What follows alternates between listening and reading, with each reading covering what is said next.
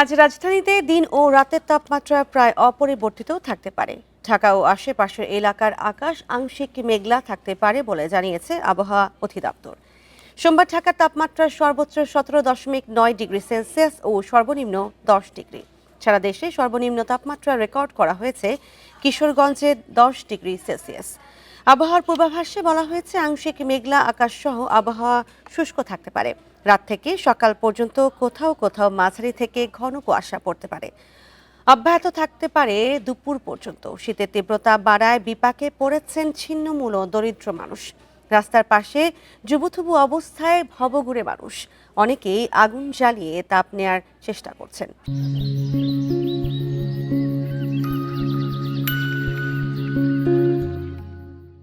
সব মিলিয়ে শৈত্যপ্রবাহ ঘন কুয়াশার কারণে ব্যাহত হচ্ছে ঢাকার স্বাভাবিক জীবনযাত্রা।